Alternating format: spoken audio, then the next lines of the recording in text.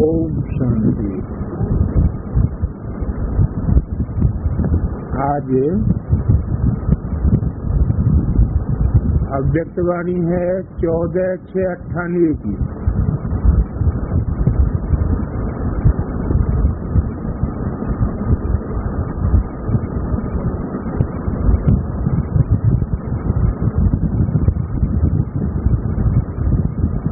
जो पहले 8/1/79 को चल चुकी थी।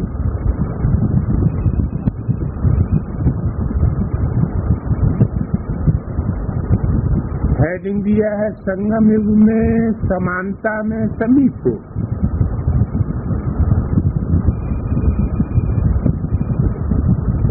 भविष्य संबंध में भी समीपात्मय होंगी।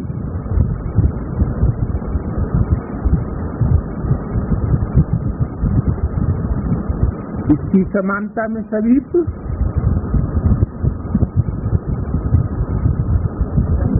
बाप के पुरुषार्थ के समीप होंगे। पुरुषार्थ की समानता में समीप होंगे। वो भविष्य के जन्मों में भी संबंध में समीप आवेंगे।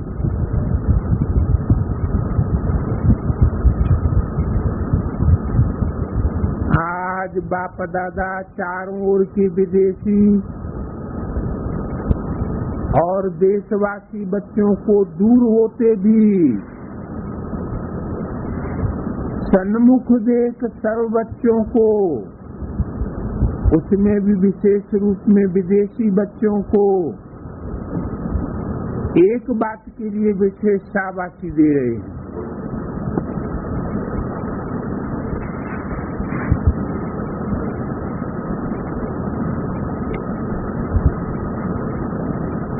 इस प्रकार के विशेष बच्चों को शाबाशी दे रहे हैं।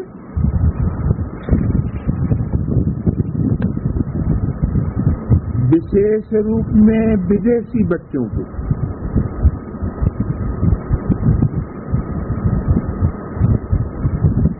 हैं दूर, दूर देश में बैठे हुए हैं, लेकिन उनको सन्मुख देख करके शाबाशी दे रहे हैं। क्योंकि कोने कोने में बाप के छिपे हुए बच्चों ने बाप को पहचान निश्चय से बहुत अच्छा जंप लगाया है।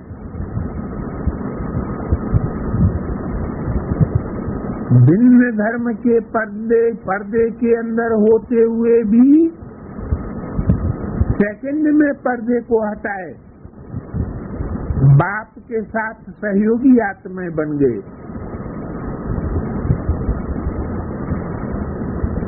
लगन में आए हुए विघ्नों को भी सहज ही पार कर रहे हैं।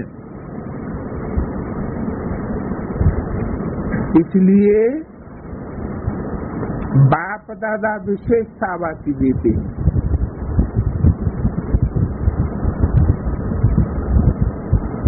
ऐसी हिम्मत रखने वाले बच्चों के साथ बाप दादा का सदा सहयोग है।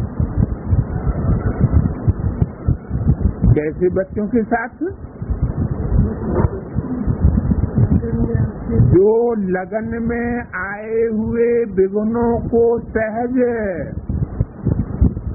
पार कर रहे हैं। हर बच्चे के साथ साथ हर कर्म में बाप का साथ है।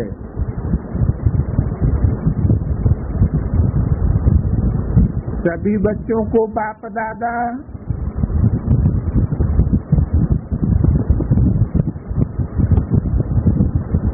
बुद्धि रूपी गिफ्ट, लिफ्ट की गिफ्ट दे रहे हैं। माना बाप दादा द्वारा बुद्ध रूपी लिफ्ट की गिफ्ट मिली हुई है।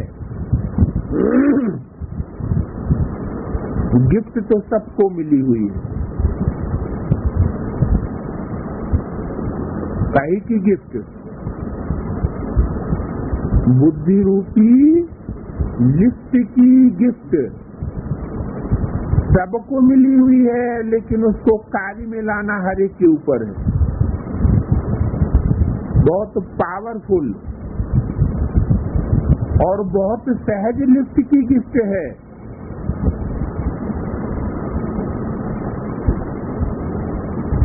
सेकंड में जहां चाहो वहां पहुंच सकते हो। ये वंडरफुल लिफ्ट तीनों लोकों तक ले जाने वाली है। जैसे ही स्मृति का खिंचान किया तो 1 सेकंड में वहां पहुंच जाएंगे। लिफ्ट द्वारा जितना समय जिस लोक का अनुभव करना चाहो उतना वहां स्थित रह करके कर सकते हो। इस लिफ्ट को विशेष रूप से यूज करने की विधि है अमृत वेले केयरफुल बन करके स्मृति के स्विच को यथार्थ से सेट करो तो सारा दिन ऑटोमेटिकली चलती रहेगी। क्या चलती रहेगी?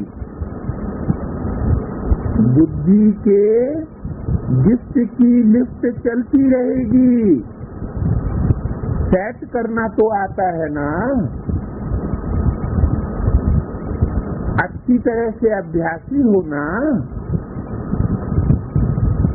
दिव्य बुद्धि रूपी लिफ्ट सारे दिन में कहाँ अटकती तो नहीं है। अथॉरिटी होकर के इस लिफ्ट को कार्य में लगाने से कभी भी ये लिफ्ट धोखा नहीं देगी। वर्तमान संगम युग की लिफ्ट यह बुद्धि की लिफ्ट है। साथ साथ भविष्य के स्वर्ग के राज्य की गिफ्ट भी बाप दादा भी देते हैं।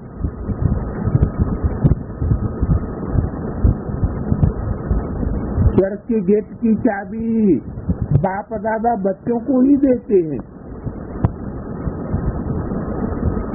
और चाबी है अधिकारपन अर्थात अधिकारी बनना। अधिकार की चाबी से गेट खुला हुआ है तो नंबर 1 अधिकारी कौन बनता है?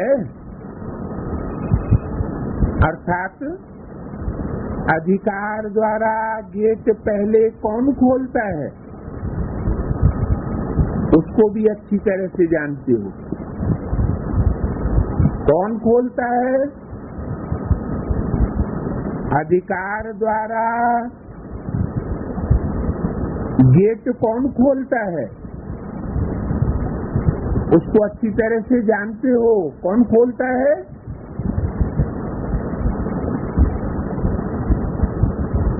किसका अधिकार है गेट खोलने का?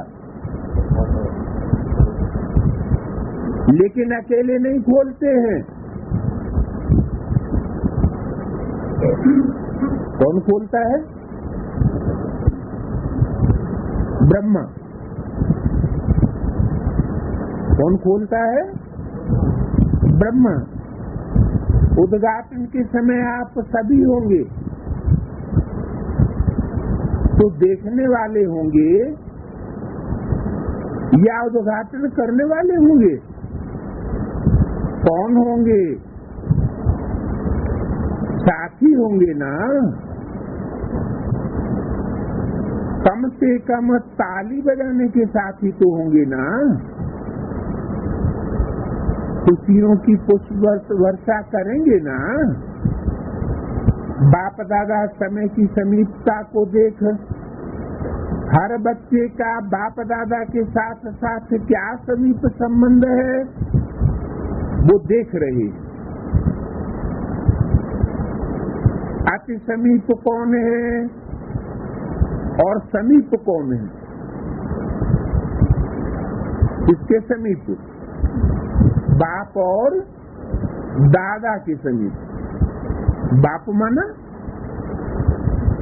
प्रजापिता राम वाली आत्मा के समीप, और दादा माना कृष्ण वाली सोल, दादा लेखराज ब्रह्मा के समीप कौन कौन है? अति समीप कौन है और समीप कौन है? और थोड़ा सा दूर से देखने वाले बच्चे कौन हैं? बच्चों का डबल भविष्य बाप दादा के सामने आता है। एक संगम युग का भविष्य अर्थात बाप समान बनने का भविष्य, और दूसरा फर्स्ट जन्म का भविष्य अर्थात स्वर्ग का भविष्य।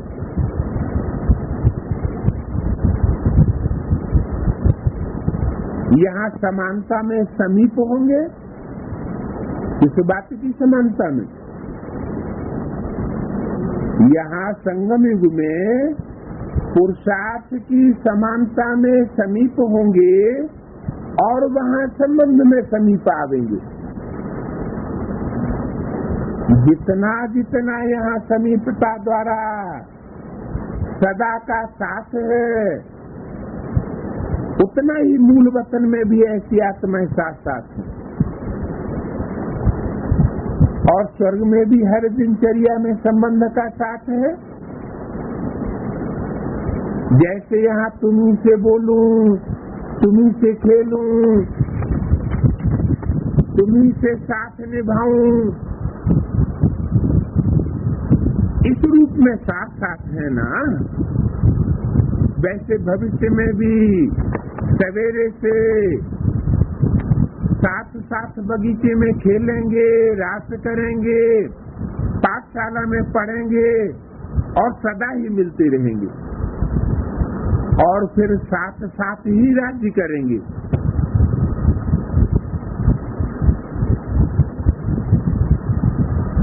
चौदह 698 की अमृतवाणी का दूसरा पेज।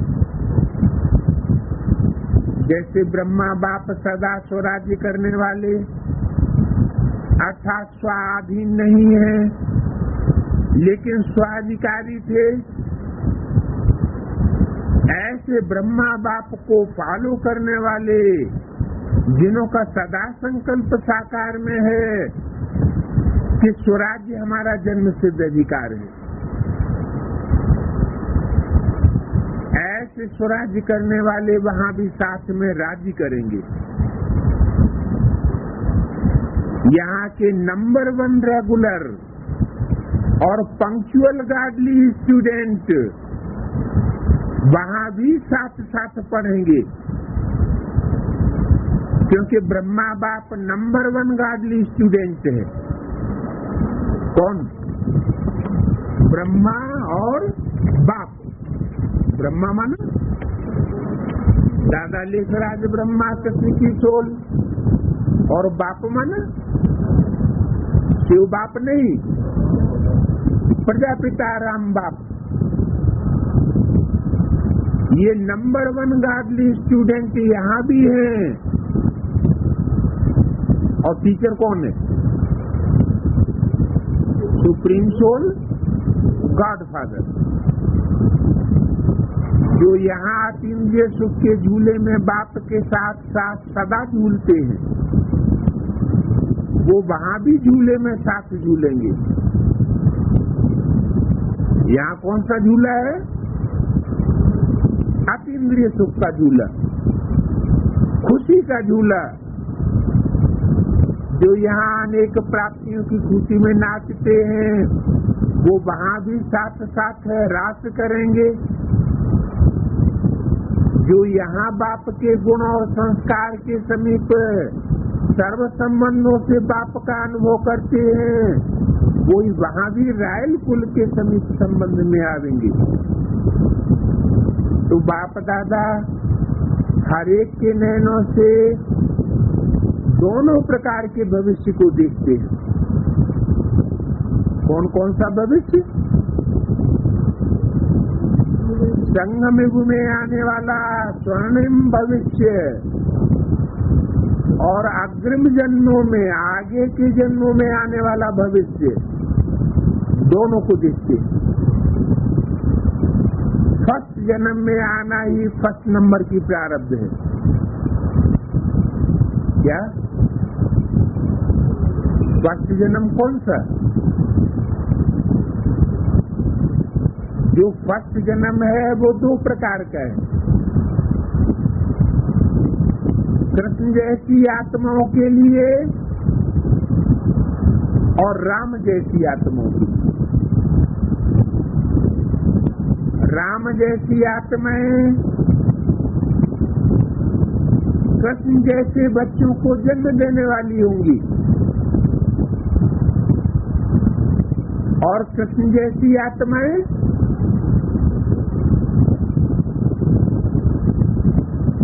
जन्म लेने वाली होंगी।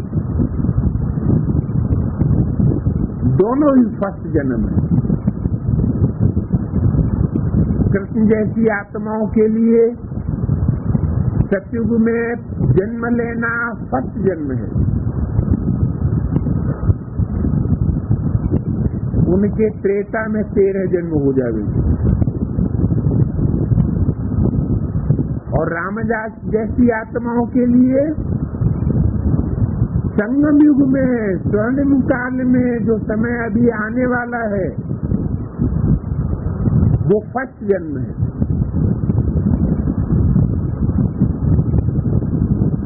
जहाँ सतयुग में उनके 9 जन्म हो जाएंगे,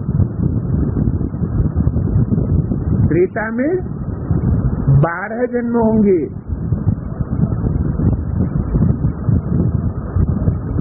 तो 9 और 12 21 जन्म।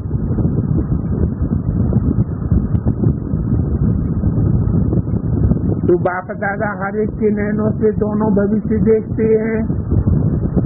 फर्स्ट जन्म में आना ही फर्स्ट नंबर की प्रारब्ध है। चाहे सतयुगी फर्स्ट जन्म में आवे राधा कृष्ण की तरह, और चाहे स्वर्णिम संगम युगी जन्म में आवे हैं राम की तरह।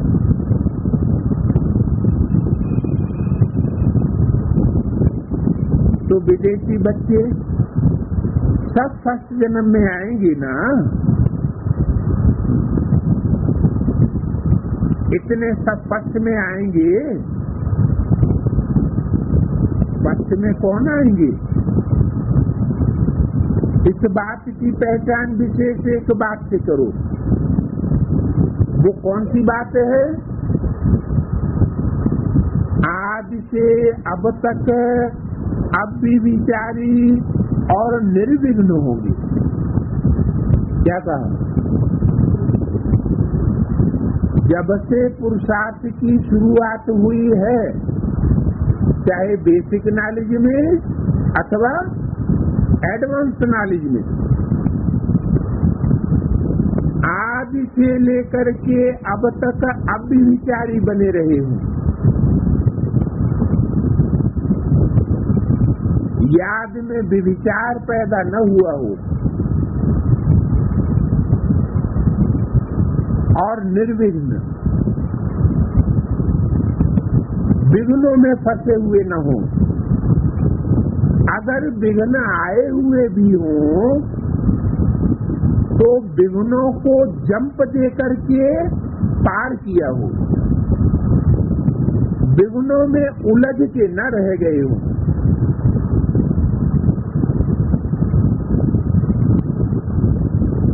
तो आए हुए विघ्नों को जंप देकर पार किया या विघ्नों के वश हो गए, वशीभूत हो गए। निर्विघ्न का अर्थ ये नहीं कि विघ्न आए ही नहीं। विघ्न तो सबके जीवन में आते हैं, माया सबके जीवन में आती है, लेकिन विघ्न विनाशक व विघ्नों के ऊपर सदा विजयी रहे।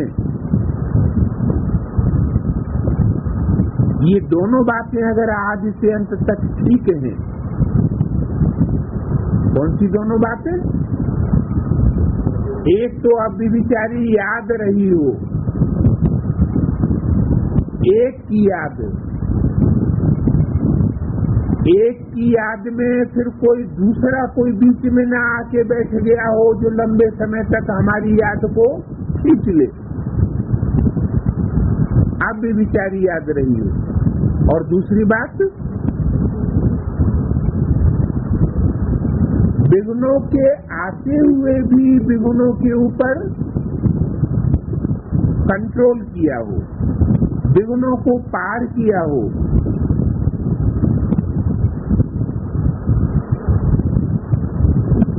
विघ्न विनाशक हो, विघ्नों के ऊपर सदा विजयी रहे हो। तो ये दोनों बातें अगर आज से अंत तक ठीक हैं तो फर्स्ट जन्म में साथी बन सकते हैं। ये सहज मार्ग है ना। अच्छा, कर्नाटक के बच्चे भी आए हुए हैं, ये भी भारत का विदेशी ही है।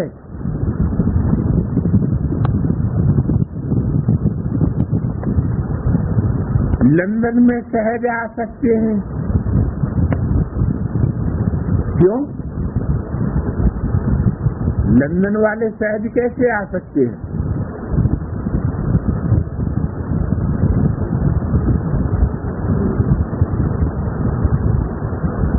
क्योंकि विदेश में जो लंदन है वहाँ रहने वाले तो धनाढ्य हैं, पैसे की कमाई ज्यादा होती है तो एरोप्लेन में बैठकर आराम से जल्दी आ सकते हैं।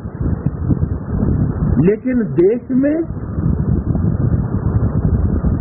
अपने भारत देश में, जो भारत का विदेश है कर्नाटक,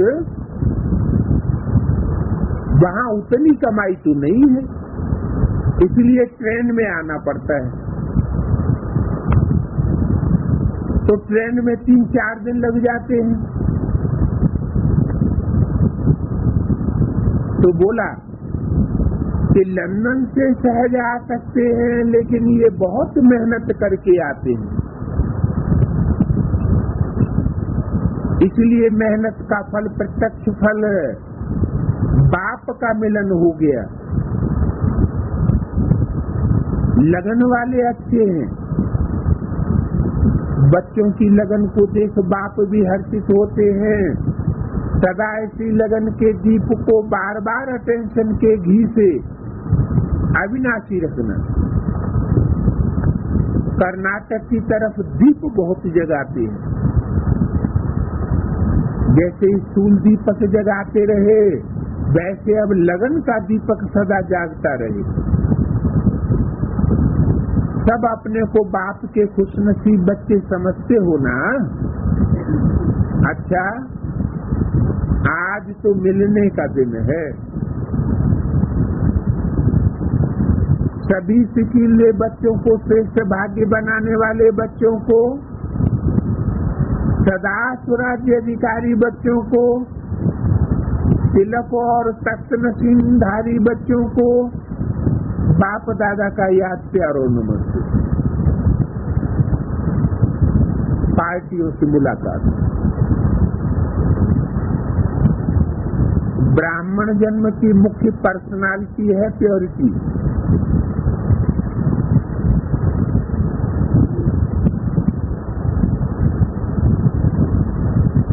कौन सी पर्सनालिटी मुख्य है ब्राह्मण जन्म की? प्योरिटी। सदा अपने को मन, वाणी और कर्म में संपूर्ण प्योरिटी की पर्सनालिटी वाले अनुभव करते हो। मनसा के संकल्पों में पवित्र संकल्प चलते हैं। वाचा जो चलती है वो वाचा में बाबा के महावाक्य ही वाचा में से ज्यादा निकलते हैं। माना जो बाप दादा की वाणी है वही वाणी मुख से निकलती है। तो वाचा में संपूर्ण प्योरिटी इस प्रकार है, और कर्म में जैसे ब्रह्मा बाबा ने कर्म किए,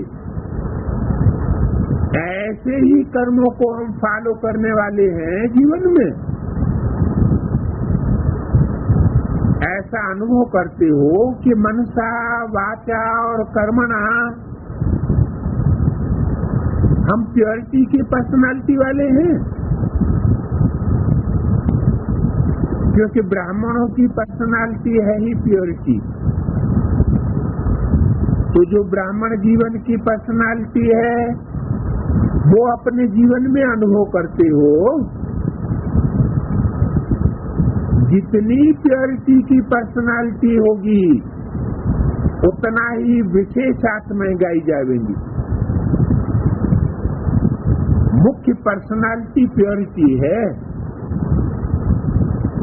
ब्रह्मा बाप भी आदिदेव वह पहला प्रिंस कैसे बने? किसके लिए बोला? आदिदेव और पहला प्रिंस। एक ही बात हुई या अलग अलग बातें हुई? अलग अलग बातें। ब्रह्मा बाप तो एक है, क्योंकि एक ही शरीर में दो सोल है। ब्रह्मा की भी सोल है तो बाप प्रजापिता की भी सोल है। जैसे कहा जाता है बाप दादा, तो बाप दादा कंबाइंड है ना, एक ही शरीर में दोनों कंबाइंड है, लेकिन दोनों की प्रारब्ध अलग अलग है। इसलिए कहा ब्रह्मा बाप भी आदिदेव वह पहला प्रिंस कैसे बने?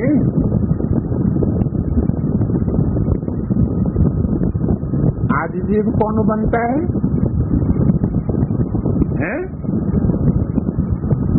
बाप बनता है या दादा बनता है?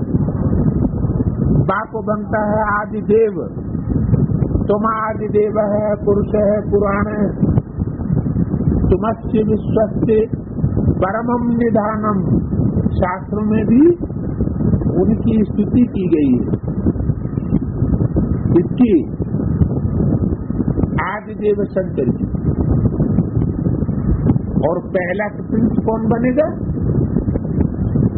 दादा लेखराज, पृथ्वी की सोल। तो ब्रह्मा बाप भी आदिदेव व पहला प्रिंस कैसे बने? इससे प्योरिटी की पर्सनालिटी के आधार पर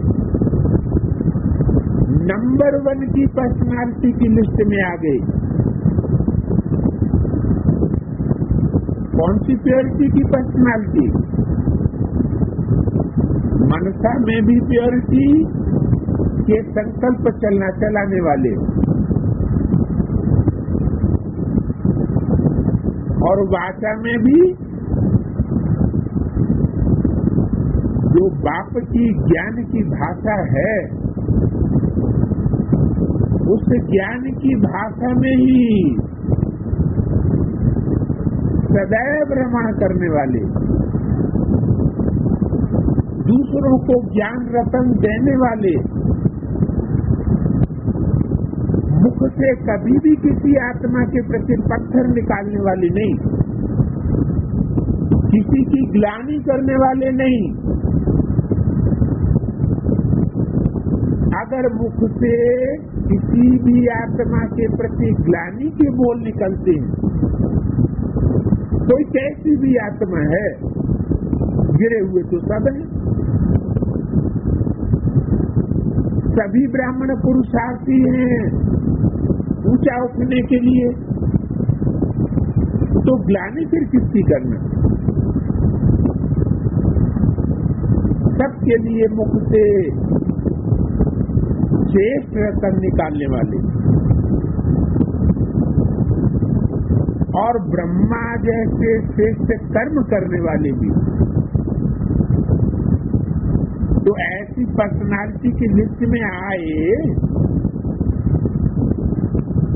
इस प्योरिटी की पर्सनालिटी के आधार पर नंबर 1 की पर्सनालिटी की लिस्ट में आ जाएंगे। तो फॉलो फादर है ना, संस्कार ही पवित्रता के हैं। ब्राह्मण जन्म के संस्कार ही पवित्र हैं। इसलिए आजकल के ब्राह्मणों द्वारा ही किसी भी प्रकार की शुद्धि व श्रेष्ठ कार्य कराते हैं। ये यादगार चली आ रही है। कोई भी श्रेष्ठ अनुष्ठान कराएंगे तो किसके द्वारा कराएंगे? ब्राह्मणों के द्वारा कराएंगे। ये यादगार तो अभी भी चल रही है, लेकिन ये यादगार है किसकी? हम बच्चों की ही ये यादगार चल रही है भक्ति मार्ग में, क्योंकि उन्हों को महान समझते हैं। श्रेष्ठता ही पवित्रता है। तो ऐसे ब्राह्मण जीवन के निजी जन्म के संस्कार अपने में अनुभव करते हो।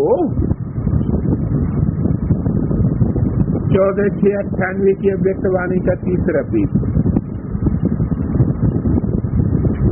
पवित्रता जन्म का संस्कार बनी है। जन्म सिद्ध संस्कार। जब से जन्म लिया तब से लेकर के अब तक ब्राह्मण जीवन में जन्म तो लिया ना। जन्म सिद्ध अधिकार पवित्रता का मिला है। संस्कार ऐसे बने हैं, संस्कार है ऐसे ये जन्म के संस्कार तो कई कार्य करते हैं।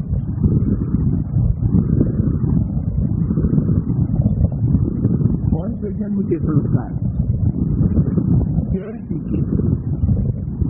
कभी स्वप्न में भी अपवित्रता के संकल्प नहीं आए।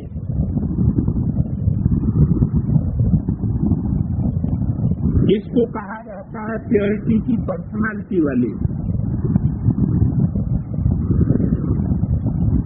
इस पर्सनालिटी के कारण ही विश्व की आत्माएं आज तक नमस्कार कर रही है।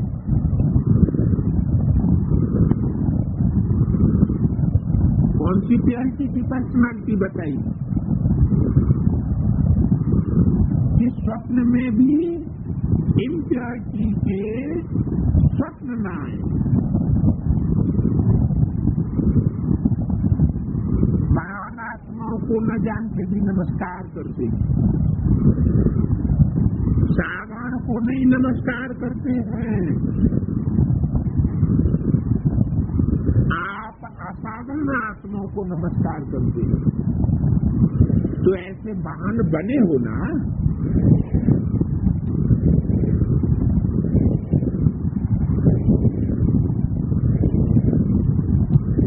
माताएं सब नष्टो मोहा हो। जब बाप के साथ सर्व संबंध जोड़ लिए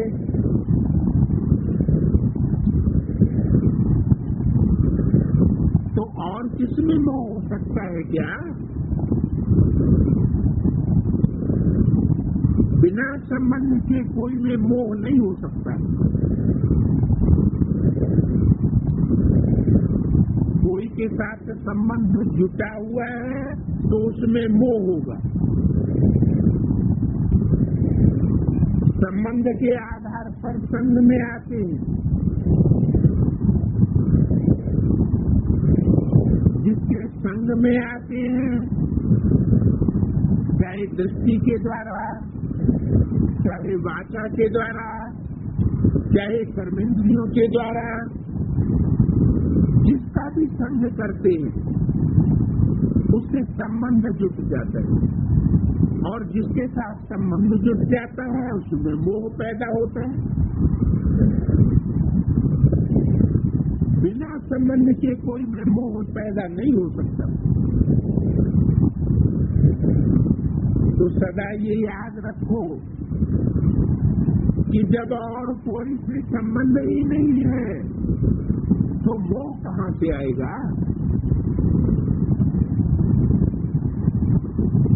क्या समझना है माताओं को, ये जितने भी देह के संबंधी हैं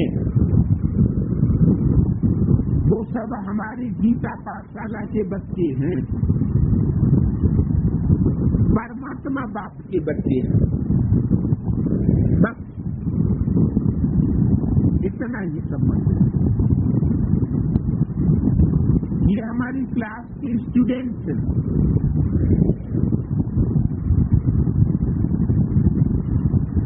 तो जब कोई से संबंध ही नहीं तो मोह कहाँ से आएगा। मोह का बीज है संबंध। जब बीज कोई काट दिया तो बिना बीज के वृक्ष कैसे पैदा होगा। आप माताओं के सारे संबंध एक बाप से हो गए।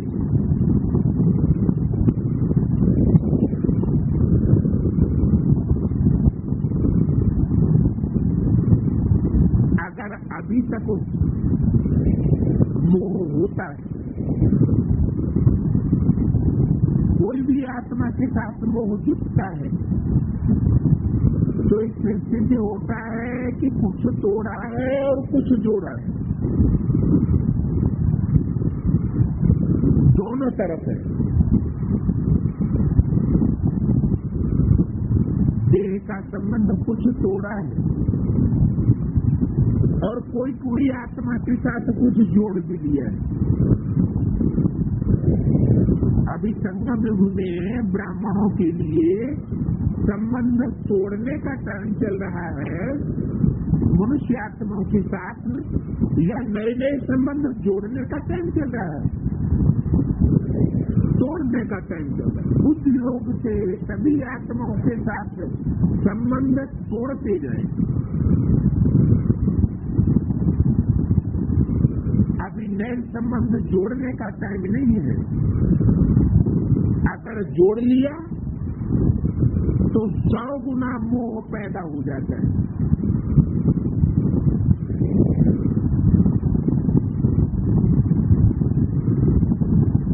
तो अगर अभी तक भी कोई से मोह पैदा होता है तो इससे सिद्ध हो गया कि तोड़ा भी है और जोड़ा भी है, दोनों तरफ है। तो दो तरफ वाले को न वह मंजिल मिलती है दुनिया वाली, क्योंकि दुनिया तो नष्ट हो जाएगी, उससे कोई प्राप्ति नहीं होने वाली है। न वह मंजिल मिलती है और न ये किनारा मिलता है। ईश्वरीय दुनिया का किनारा भी नहीं मिल पाता जो मिलना चाहिए। तो ऐसे तो नहीं होना, सब नष्टो मोहा होना। फिर कभी शिकायत नहीं करना कि क्या करें, हमें तो बंधन है, ये बंधन कटता ही नहीं।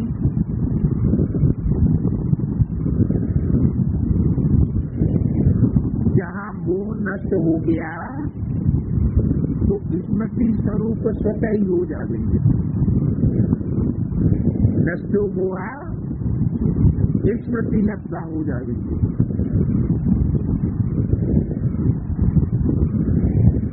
फिर कटता नहीं, मिटता नहीं, ये भाषा खत्म हो जाती है।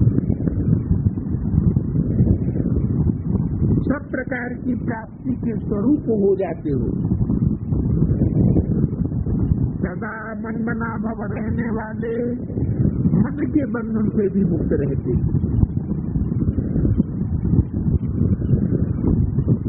उन्हें किसी प्रकार का मन का बंधन सताए नहीं सकता।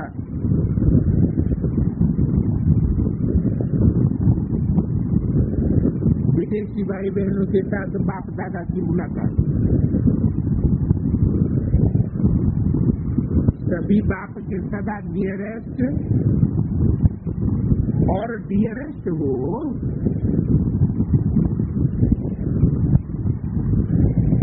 क्या समझते हो अपने को? अपनी कल पहले की प्रारब्ध स्पष्ट सामने है। डबल विदेशी आत्माओं का नंबर 1 इस संगम युग के विशेष पार्टों में विशेष पार्ट जुड़ा हुआ है। डबल विदेशी बच्चों को बाप दादा द्वारा विशेष वरदान है। कौन सा वरदान है? विदेशी बच्चे जब से जन्म लेते हैं तब ही पहली घड़ी में ही बाप दादा द्वारा विशेष वरदान सदा छत्र छाया के अंदर रहने का मिल जाता है। ये विदेशी बच्चों को विशेष लिप्त है। विदेशी बच्चों की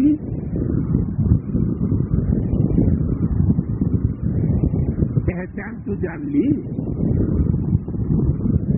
बेहद में विदेशी कौन है? हाँ, जो बेसिक नागरिक में आते हैं तो लौकिक संबंधियों से दिल से निकाल दिए जाते हैं, वो विदेशी हुए। फिर एडवांस में आते हैं तो अलौकिक ब्राह्मण परिवार वालों के दिल से भी निकाल दिए जाते हैं।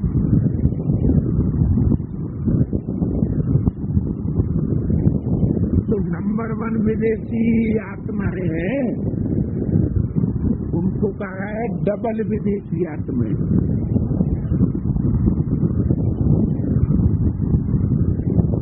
संगम युग के विशेष पाठधारी विशेष पाठ से आपका नाता जुड़ा हुआ है। इनका विशेष वरदान क्या बताया? जब से जन्म लेते हैं ज्ञान में तब से ही हर घड़ी और पहली घड़ी से ही बाप दादा द्वारा उनको विशेष छत्र छाया का वरदान मिलता है। क्या? बाप दादा की डायरेक्ट छत्र छाया के नीचे रहते हैं। डबल विदेशी बने तो छत्र छाया मिली है। जैसे भारत के शास्त्रों में दिखाया है, जब श्री कृष्ण का जन्म हुआ तो जेल में जन्म होते हुए भी जब नदी पार किया तो सांप ही सृष्टि का साधन बन गया। तो विदेशी बच्चों को वरदान है कि कैसे भी वातावरण अशुद्ध है, कैसी भी परिस्थितियां हैं, लेकिन फिर भी बाप की छत्र छाया बच्चों को सदा सेफ रखती आई है और अंत तक सेफ रखेगी। दूसरा, साथ साथ विदेशी बच्चों को बाप के साथ साथ के अनुभव की विशेष मदद है। क्या? बुद्धि योग से बाप दादा के साथ साथ रहने की विशेष मदद है। क्यों? कैसे? और दूसरे तथाकथित ब्रह्मा कुमार कुमारियों को मदद कैसे नहीं है? आपको ये विशेष मदद कैसे है? क्योंकि आपने उस साकार बाप को विशेष रूप से ज्ञान के द्वारा पहचान लिया। तीसरी बात, विदेशी बच्चों को विशेष रूप से जन्मते ही सेवा के संस्कार का सहयोग है। जब से जन्म लेते हैं, जब से अपनी पहचान होती है कि हम बाप के विशेष डबल विदेशी बच्चे हैं, तब से ही उनके सेवा के संस्कार पक्के हो जाते हैं। ये सेवा के संस्कार का सहयोग विशेष मिला हुआ है। ये भी विशेष ड्रामा पाठ अनुसार सहयोग मिला हुआ है। चौथी बात है, याद की यात्रा में सहज ही अनुभवों की खान प्राप्त होने का वरदान विदेशियों को मिला हुआ है। तो बताओ आप कितने लकीएस्ट हो गए। बाप दादा के संग में भी विशेष अमूल्य रत्न हो। जिन अमूल्य रत्नों को बाप दादा विश्व में सैंपल के रूप में रखेंगे, इसलिए सदा बाप और सेवा के सिवाय कोई भी बात याद न रहे। क्या क्या याद रहे? बाप याद रहे और बाप की सेवा याद रहे। साथ का अनुभव करते हो, कब करेंगे साथ का अनुभव? जब डबल लाख लगा हुआ होगा। कौन सा डबल लाख? बाप की याद और बाप की सेवा का डबल लाख। शक्ति सेना क्या समझती है? शिव और शक्ति सदा साथ है ना। नाम ही है शिव शक्ति। 14/5/98 की अव्यक्तवाणी का चौथा पेज। तो जो नाम है शिव शक्ति, शिव पांडव तो नहीं कहा जाता। क्या कहा जाता है? शिव पांडव कहा जाता है। तो नाम क्यों पड़ा शिव शक्ति? नाम किस आधार पर पड़ता है? कोई ऐसा काम किया है ना प्रैक्टिकल में? सदा साथ का काम किया है माताओं ने बुद्धि योग से। बुद्धि योग से सदा बाप के साथ रही है, तो ये नाम पड़ा है शिव शक्ति। जो शिव की शक्ति है वह याद के सिवाय रह नहीं सकती। कभी भी कोई कार्य करो तो सदा ये सोचो कि विश्व सेवा के अर्थ निमित्त मात्र ये कार्य कर रहे हैं। इसी को ही कमल फूल के समान कहा जाता है। तो सभी कमल फूल के समान कार्य करते, न्यारे और बाप के प्यारे बन करके रहते हो। कार्य में बुद्धि उलझ तो नहीं जाती है। कोई काम में बुद्धि आसक्त तो नहीं हो जाती है। पांडव कमल फूल के समान है ना। ये लौकिक कार्य भी अनेक आत्माओं को संपर्क में लाने का साधन है। पांडवों को लौकिक कार्य करना पड़ता है।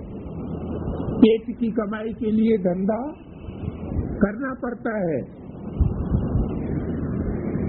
तो ये लौकिक कार्य भी अनेक आत्माओं को संपर्क में लाने का साधन है। क्योंकि ईश्वरीय सेवा के लिए संपर्क तो बनाना ही पड़ता है। कन्याएं माताएं तो घर में रहती हैं, उनका तो बाहरी दुनिया वालों से इतना संपर्क संसर्ग नहीं होता है। पांडवों का होता है।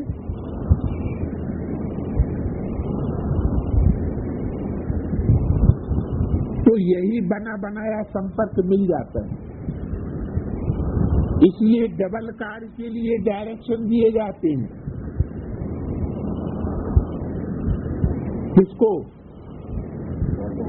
पांडवों को या माताओं कन्याओं को?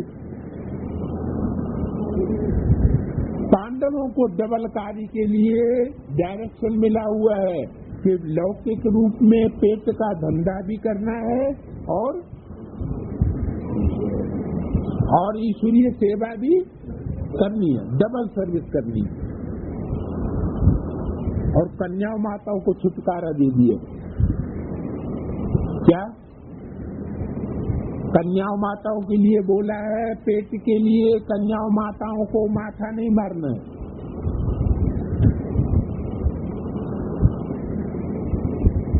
कन्याओं के लिए तो नौकरी धंधा करने के लिए मना ही कर दिया।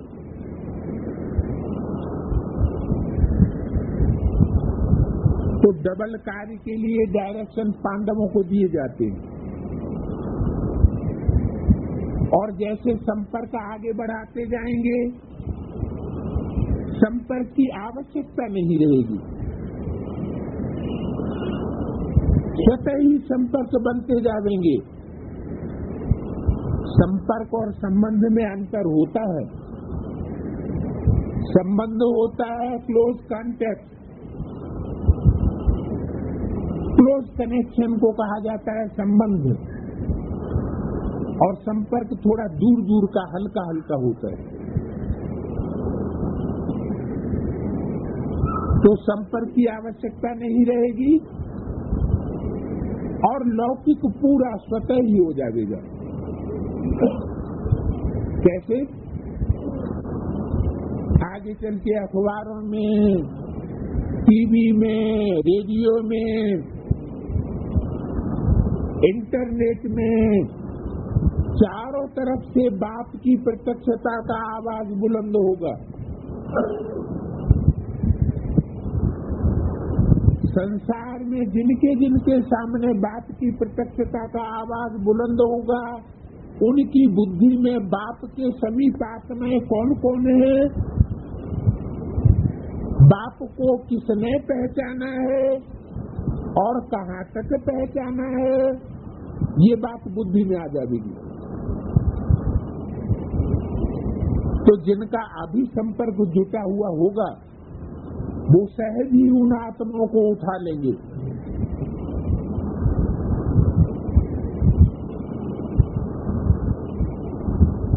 तो इसलिए डबल कार्य के लिए पांडवों को डायरेक्शन दिए जाते हैं। आप सहज ही अलौकिक कार्य के निमित्त बन जाएंगे। सभी की ये स्टेज आती है और सदा है। तो ये भी सेवा का चांस समझ करके कार्य करो। कौन सा कार्य? पांडव जो लौकिक सेवा करते हैं, वो सेवा भी ईश्वरीय संपर्क में, संबंध में लाने का साधन है। आज नहीं तो कल वो संपर्क में आई हुई आत्माएं ईश्वरीय सेवा लेने की हकदार बन जाएंगी।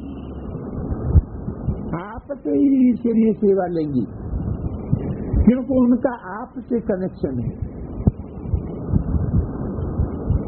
ऑस्ट्रेलिया पार्टी के साथ। कौन सी पार्टी के साथ? आस माना बैठे बैठाए। संस्कृत में आस, आसन, आसीन कहते हैं ना। कुर्सी पर आसीन हो जाइए, माने बैठ जाइए। आसन, आसन बिछाकर बैठ जाइए। तो आस माने बैठना, ट्रे माना थाली। आस माने बैठना, ट्रे माना थाली, और लिया माना ले लिया।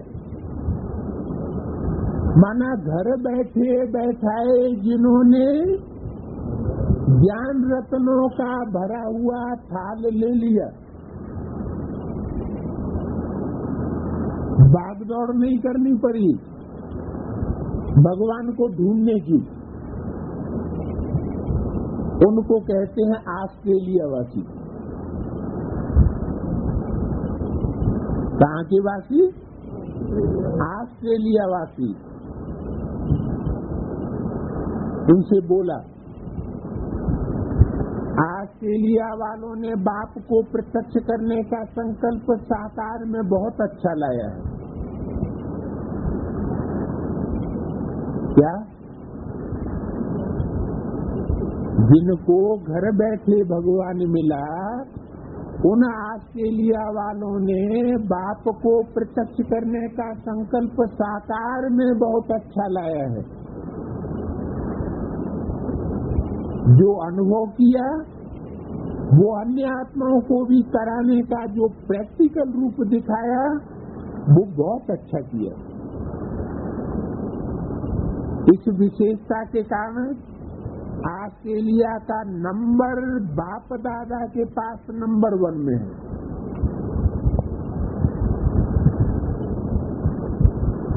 इस अनुभव के कारण नंबर 1 में आ गए ऑस्ट्रेलिया वाले।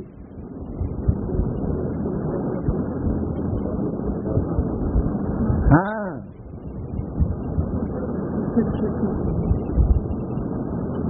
इस विशेषता के कारण ऑस्ट्रेलिया का नंबर बाप दादा के पास नंबर 1 में है। जैसे गायन है, भारत के लिए घर घर मंदिर है। क्या? गली गली में गीता पाठशालाएं होंगी तो गली गली में क्या हो गए? मंदिर हो जाएंगे। ऐसा गायन भारत के लिए है, विदेशों के लिए ऐसा गायन नहीं है। भारत के लिए घर घर मंदिर है, वैसे ऑस्ट्रेलिया वालों के लिए घर घर में, अर्थात जो भी आने वाले हैं, ये सेवा का सबूत देने में, घर घर को मंदिर बनाने में नंबर बना रही। कौन? जिनको घर बैठे भगवान मिला वो। तो आप सब कौन हो गए? मंदिर में रहने वाली चैतन्य मूर्तियां हो गई।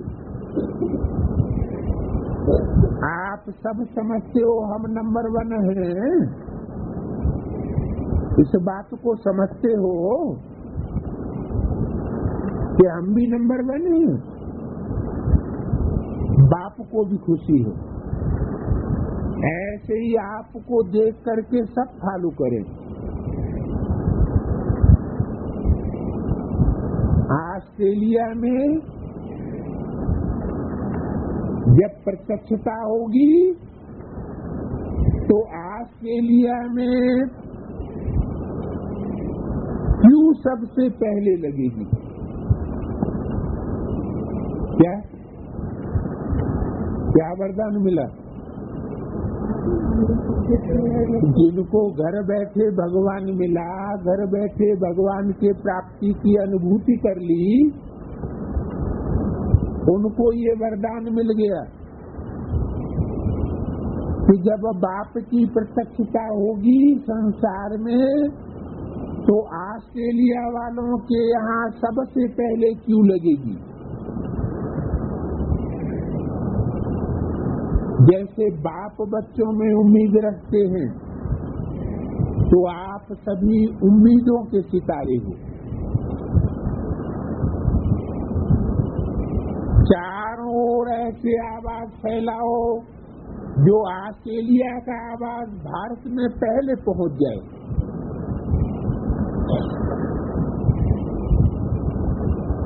क्या कहा? ऑस्ट्रेलिया वाला ग्रुप विदेशी ग्रुप बताया। ऑस्ट्रेलिया विदेश है कि स्वदेश है? स्वदेश है, विदेश है। ऑस्ट्रेलिया ही एक ऐसा देश है, महाद्वीप है जो समंदर से सबसे बाद में ऊपर आया है। आज से 300 साल पहले ऑस्ट्रेलिया में कोई जनरेशन है ये मनुष्यों को पता भी नहीं था। 300 वर्ष से ऑस्ट्रेलिया की इजाद हुई। तो ऑस्ट्रेलिया के लिए ये महत्व की बात बताई।